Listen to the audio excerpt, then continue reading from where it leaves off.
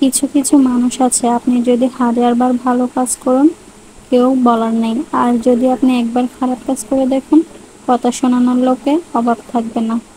Hello everyone, আসসালামু আলাইকুম। কেমন আছেন সবাই?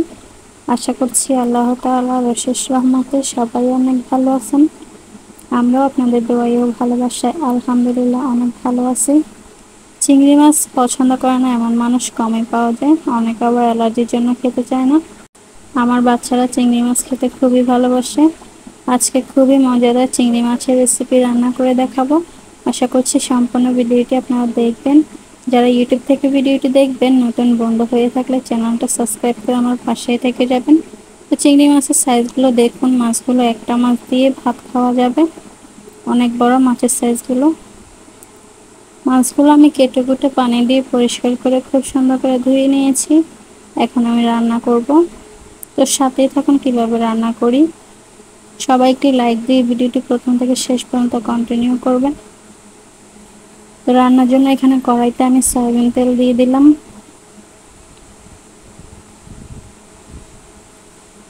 তেল গরম হওয়ার পর দিয়ে দিলাম পেঁয়াজ কুচি।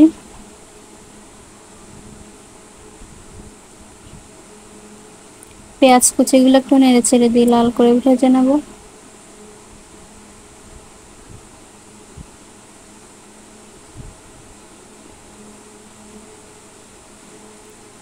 পেঁয়াজগুলো বাদামি রং হওয়ার পর একে একে দিয়ে দিলাম লবণ।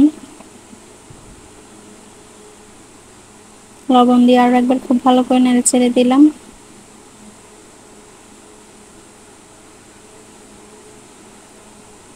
এরপর একে একে দিয়ে দিলাম হলুদের গুঁড়ো, দিয়ে দিলাম মরিচের গুঁড়ো,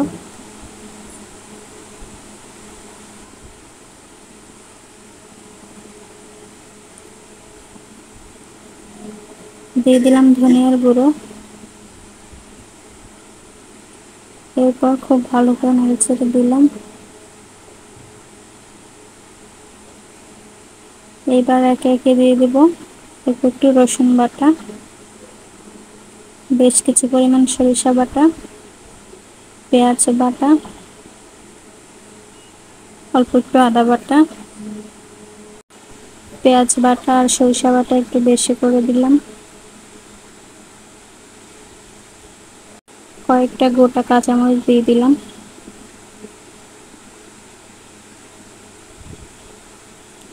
সামান্য পানি দিয়ে দিলাম।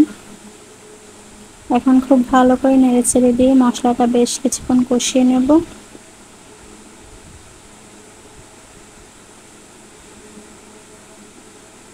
মশলা খুব ভালো করে কষানো হয়ে গেছে। এখন চিংড়ি মাছগুলো দিয়ে দিলাম। চিংড়ি মাছগুলো দিয়ে আমি খুব ভালো করে নেড়ে চেড়ে দিয়ে মাছগুলোকে কষিয়ে নেব। চিংড়ি মাছ খেতে কে কে পছন্দ করেন, ভালো লাগলে কমেন্ট করে অবশ্যই জানাবেন। এইভাবে সরষে বাটা দিয়ে চিংড়ি রান্না করলে খেতে বেশ ভালোই লাগে।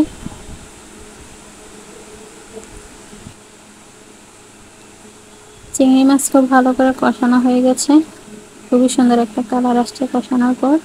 এখন রান্নার জন্য পর্যাপ্ত পরিমাণে ঝোলের পানি দিয়ে দিলাম। এই পানিতেই রান্না হয়ে যাবে।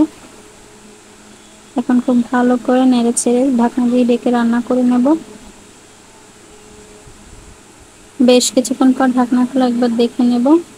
সবশেষে ধনেপাতা কুচি দিয়ে নামিয়ে পরিবেশন করে নেব। রান্না হয়ে গেছে। চিংড়ি মাছের রেসিপিটা কেমন লাগছে কমেন্ট করে অবশ্যই জানাবেন। ভালো লাগলে একটি লাইক অবশ্যই দিবেন। ভিডিওটি ভালো লাগলে লাইক কমেন্ট শেয়ার করে পাশে থাকবেন। তো আজকে এই পর্যন্ত। সবাই ভালো থাকবেন, সুস্থ থাকবেন আর আমাদের জন্য দোয়া করবেন। আল্লাহ হাফেজ সবাইকে।